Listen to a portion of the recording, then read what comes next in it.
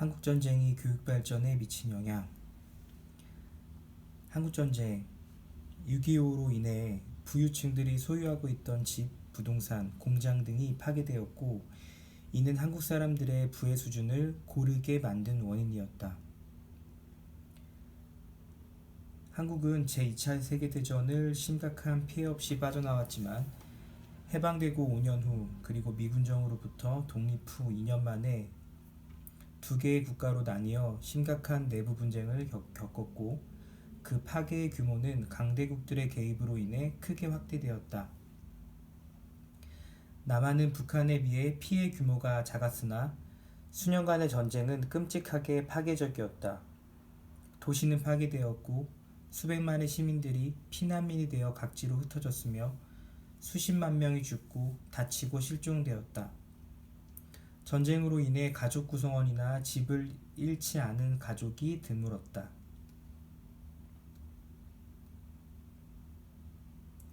가난의 평등주의 같은 걸 얘기하는 것이죠. 전후에 고르게 가난한 시대를 경험했던 것이고, 이 시기를 김동춘과 같은 사회학자는 가장 절망적이었던 순간에 실은 한국의 어떤 다이나믹이 이때 용솟음치기 시작했다.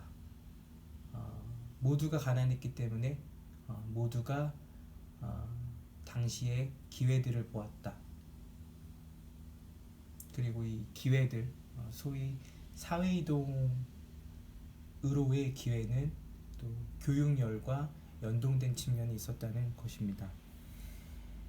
남한에서 6.25 사변이라 불리는 한국전쟁은 1950년 6월 25일에 발발했는데, 개전 첫 해에는 대부분의 피해가 남한 지역에서 발생했다. 북한군은 초반에 빠르게 전진했다. 2일 만에 남한 정부는 남쪽의 대전으로 피난했고, 그 다음 미군이 방어할 수 있었던 가장 동남쪽 지역의 부산으로 떠나야 했다. 이른바 낙동강 한계선 안쪽에 얼마 남지 않은 영토를 제외하고는 대부분의 남한 땅은 전쟁터가 되었다.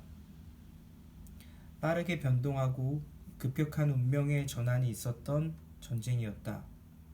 서울은 유엔군에 의해 9월 말 수복되었고, 51년 1월 초에 다시 중국군과 북한군에게 넘어갔으며, 다시 연합군에 의해 3월 중순 탈환되었다. 휴전회담이 51년 7월 10일에 시작될 즈음에 전선이 안정되었다.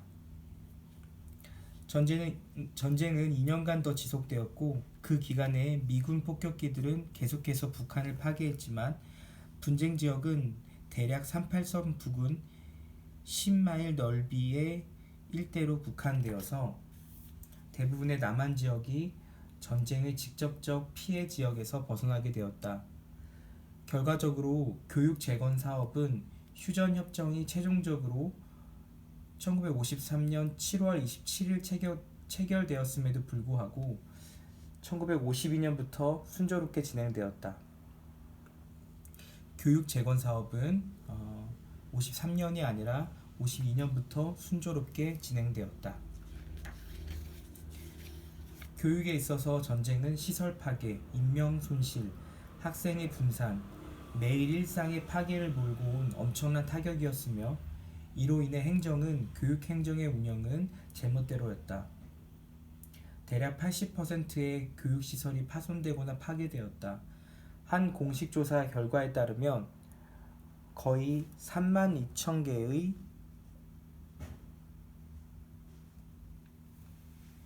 교실 중 7,544개가 완전히 파괴되었으며 3,316개가 최소 50%의 손상을 입었고 12,157개가 부분적인 손상을 입었다. 그리고 단지 8,880개가 손상되지 않은 채로 남았을 뿐이다. 모든 학교 중 3분의 1이 수리가 불가능한 지경이었다. 1950년 12월 문교부는 학교를 피난민 수용소로 이용할 수 있도록 했다. 그리고 한국군과 유엔군 모두 학교 시설을 언제든지 편하게 점령할 수 있게 하였다. 결과적으로 사상자 질병자, 납북으로 인해 교사의 수가 1950년 4만 2천 명에서 3만 7천 명으로 감소했다. 이들 중에는 상당수가 현장에서 채용되었으며 어떠한 자격시험도 없어서 전문적인 양성 과정을 거친 교사의 비율이 감소했다. 한국전쟁은 교육률을 드러내고 학교 교육을 통한 사회적 계층 상승을 위한 쟁탈전을 설명할 수 있게 하는 커다란 사회적 격변에 기여했다. 전쟁으로 인한 파괴로 인해 개전 초기 몇 달 동안은 거의 모든 학교 교육이 붕괴되었으나 1951년 초부터 수업을 재개하려는 노력이 두드러지게 나타난다. 1951년 1월 7일 부산에 임시정부의 문교부 사무실이 설치되었으며 2월 26일에는 4월 개학을 준비하기 위한 전시하 교육특별조치 요강이 발표되었다. 이 개요에서는 모든 피난민 학생들이 현재 피난지의 학교에 등록해서 수업이 계속될 수 있도록 한다고 명시되어 있다. 수업은 가능한 모든 시설을 이용하여 시행되었다. 가족과 함께 서울에서 피난 온 수천 명의 중학생, 중등학교 학생들을 관리하기 위해 정부는 서울의 중고등학교들에게 전쟁터에서 떨어져 있는 부산, 대구, 대전 등 남쪽의 주요 도시에 임시학교를 설립하고 연합하도록 했다. 학교는 피난민 수용소에 세워졌고 이전에 학교에 등록했었던 모든 피난민 학생들은 피난민들을 위한 특별학교에 다시 다니게 되었다. 1951년 6월 문교부는 지역사회의 교실 건축을 감독하고 조직하기 위한 재건위원회를 구성하였는데 여기에 고등학생과 대학생들이 동참하였다.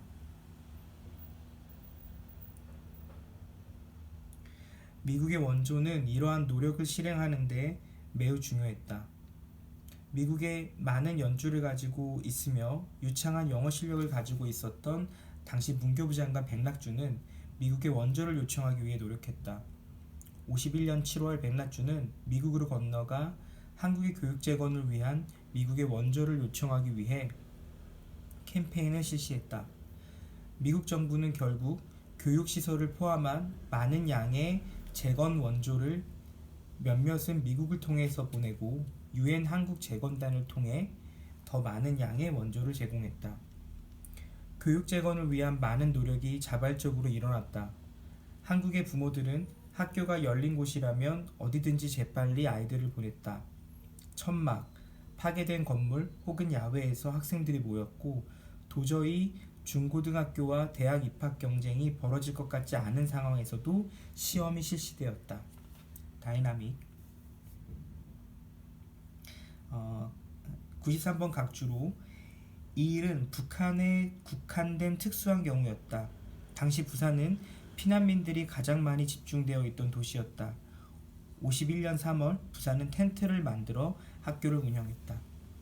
종이와 교과서의 심각한 부족으로 인해 교사와 학생들은 가능한 모든 자료를 만들어 써야만 했다.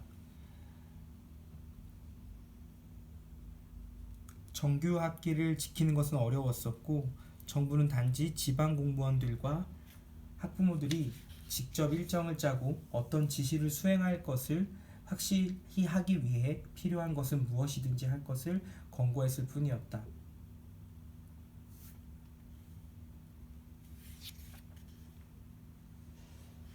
정부는 단지 필요한 것들을 권고했을 뿐이었다는 것입니다. 대학 교육의 대한 수요를 충족시키기 위해 문교부는 51년 5월 전시연합대학을 만들었다. 거의 모든 고등교육기관이 서울에 집중되어 있었는데 격렬한 전쟁으로 인해 도시가 파괴되어 버렸고 전문학교 및 대학들은 교수진을 합쳐 남쪽의 몇몇 도시에서 합동 강좌를 열었다. 대략 6,500명의 학생들의 전시연합대학에 등록했으며 4,268명이 부산, 377명이 대전, 1,283명이 전주, 그리고 527명이 광주에서 등록했다. 전시연합대학에 학생들이 등록했다는 것입니다. 역경 속에서도 지속된 교육은 무엇보다도 자녀들의 교육을 혼란에 빠뜨리지 않으려는 한국인들의 결정이었다. 혼란스러운 상황에서 이 기간에 제대로 신뢰할 만한 취약자 수 통계는 없지만 외국인 연구자들은 이러한 어려운 상황 속에서 교육이 지속된 것에 대해 깊은 인상을 받았다. 당시 유엔 난민 고등 판무관이었던 에드가 케네디는 51년 초에 다른 무엇보다도 교육은 한국에서 정상적인 상태로 돌아가기 위한 노력이 성공했던 영역이라 보았다. 한국전쟁은 교육 발전에 대한 대중적 요구를 촉발시킨 사회적 혼란과 변화의 과정의 하나로 볼 수 있다. 교육은 하나의 고립된 영역이 아니라 20년간 한국 사회의 기틀을 흔들었던 격동적인 부분이었다. 일제강점기 정부는 토지를 기반으로 했던 한국의 엘리트를 제거하진 않았지만 정치 권력에서 그들을 배제했다. 도시의 성장과 은행, 철도 등과 같은 근대식 기관의 소개로 인해 새로운 기회와 사회적 영역이 만들어졌지만 한국 사회는 여전히 대부분이 농촌, 농업 가문에 따라 고도로 계층화된 채로 남아있었다. 산업의 성장, 새롭게 팽창하던 일본 제국을 건설하기 위한 노동자의 수요, 1930년대 말의 거대한 인구 유동이 이러한 사회적 양식을 무너뜨렸다. 다시 산업의 성장과 새롭게 팽창하던 일제를 건설하기 위한 노동자들의 필요, 30년대 말의 거대한 인구 유동이 이러한 사회적 양식을 무너뜨렸다. 그 어떤 농촌, 농업 가문 그 중심으로 계층화된 그 사회의 양식을 이제 일본 제국이 노동자들을 도시로 유입시키고 또 30년대 말에 거대한 인구 유동이 그 기존의 사회 양식을 무너뜨렸다는 얘기입니다. 1945년까지 성인 인구의 상당수는 고향을 떠나 일하고 있었다. 외지로 떠난 사람들의 대부분은 농업 지역이었던 남쪽 출신인 경우가 절대적으로 많았지만 대부분이 전시 사업에 동원되었다. 혼란스러운 상황에서 이 기간에 제대로 신뢰할 만한 취약자 수 통계는 없지만 고향에 돌아오는 사람들의 거대한 이동, 공산주의자들의 도피, 게릴라 전투와 정치적 소동에 의한 혼란, 혹은 단지 직장을 찾으려는 노력이 남한 사회를 불안정하게 만들었다. 그때 한국전쟁이 발발했고 파괴와 혼란을 가져왔다.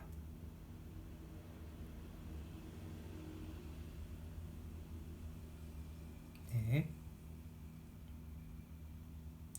비록 남한이 사망자와 파괴를 북한과 같은 규모로 겪은 것은 아니지만 그 수치는 여전히 끔찍했다. 28만 명의 남한 군인들이 죽거나 실종되었으며 대략 40만 명의 민간인들이 죽었고 8만 명이 납북되었다. 200만 명이 공식적으로 피난민으로 집계되었으나 친척이나 친구와 함께 살기 위해 집을 떠난 모든 한국인들을 고려하면 그 수치는 아마도 더 높게 나타날 것이다. 어느 정도로 혼란했는지에 대해서는 인구조사에 나타나 있다. 1949년 6월 서울의 인구는 143만 7,670명이었는데 전쟁 직전에는 이보다 조금 더 많았다. 그러나 1952년 3월에는 단지 절반 정도인 67만 6천여 명이 집계되었을 뿐이다. 서울과는 대조적으로 부산과 근처 경상남도의 인구는 전쟁 첫해 25%가량 증가했다. 그러나 대략 60만 채의 집이 파괴되었고 공장 대부분이 심하게 파손되어 결과적으로 많은 가정의 재산이 손실되었다. 52년에서 53년 동안 인구의 4분의 1이 만성적 굶주림에 시달리고 있다고 보고되었다. 이 혼란했던 시기가 평범한 한국인들에게 남긴 것은 아마도 충청도의 천안 근처의 마을에 사는 문맹자인 한 농부의 아들로 태어난 민씨라는 사람의 사례를 통해 알 수 있을 것이다. 한국 전쟁이 평범한 한국인들에게 남긴 것. 민씨는 1933년에 이미 10살 정도의 근처 마을에 새롭게 개교한 초등학교에 다닐 기회를 얻었다. 수년간의 학교 교육 후 그는 집에서 농사일을 하다가 1942년 징집되어 일본에서 일하게 되었다. 일본 중부 지역의 한 비행기 공장에서 3년간 일한 뒤 그는 1945년 고향으로 돌아왔지만 쉴새도 없이 곧바로 대전으로 옮겨 노동자로 일했다. 거기에서 그는 야학에 다니면서 한국어를 배웠고 결혼도 했다. 그의 가족들은 한국전쟁의 참화를 피해 도망쳤지만 그는 형제들을 잃고 조카들을 키우기 위해 애썼다. 민씨 가족의 아이들은 그가 아는 한 전혀 학교에 가지 않았으며 그들의 위치를 인식하고 있었다. 그들은 몇몇 버림받은 가족들과 떨어져 지냈으며 또한 양반 가문들과도 떨어져 지냈다. 그러나 민씨는 자신의 두 아들들만큼은 교육을 시켜 농부로 키우지 않고 도시에서 살게 하겠다고 결정했다. 결국 그들은 중학교에 다닐 수 있는 천안 근방의 친척 집에 자식들을 보내 중학교를 다니게 했으며 양육비로 쌀과 과일을 보냈다. 다른 많은 한국 부모들과 마찬가지로 그는 그의 아들들과 학교에 갈 것, 절대 농사꾼이 되지 말라고 훈계했다. 다시, 그는 그의 아들들에게 학교에 갈 것과 절대 농사꾼이 되지 말라라는 것을 훈계했다. 한국에는 민씨의 이야기와 비슷한 이야기들이 참 많다. 한국전쟁은 1930년대 후반부터 1953년까지 한국 사회를 뒤흔든 격변 과정 중 마지막 사건이었고 한국인을 그들의 전통적 관습에서 떼어놓았으며 더 넓은 세상에 대한 시각을 제공해 주었다. 그리고 그들은 활동적이고 야심차게 그리고 자녀들에게 기대를 갖게 만들었다. 한국전쟁이 한국에 마침 또 다른 중요한 영향은 한국전쟁이 한국에 미친 또 다른 중요한 영향은 신생국가인 대한민국의 힘을 강화시켰다는 것이다. 앞서 언급한 대로 미국의 대규모 원조는 이승만 정부에 귀중한 경제적 버팀목을 제공해 주었는데 왜냐하면 한국 정부의 외환 정책에 대한 결정권을 주어서 정부로 하여금 기업, 산업체 그리고 다른 잠재적 지지 세력과 반대 세력에게 보상과 징계를 줄 수 있게 했기 때문이다.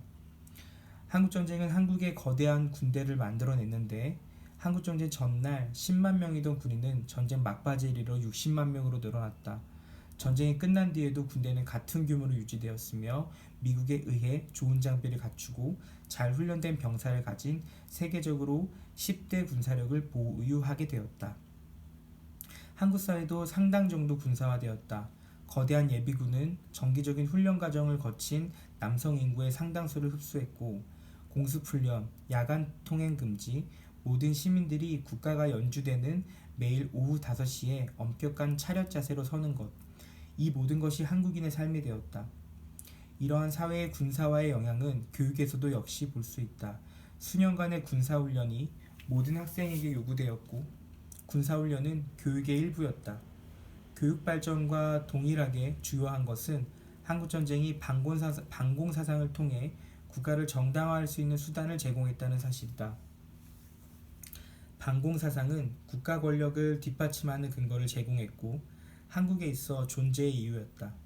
남한은 공산주의의 최전선에 있었고 자유진영의 구성원으로 공산주의의 침략과 전복에 대해 항상 경계해야 했다. 교육은 이러한 이데올로기를 촉진시키는 열쇠였고 국가가 교육 발전을 확대하고 통제하는 데 더 큰 관심을 갖게 했다.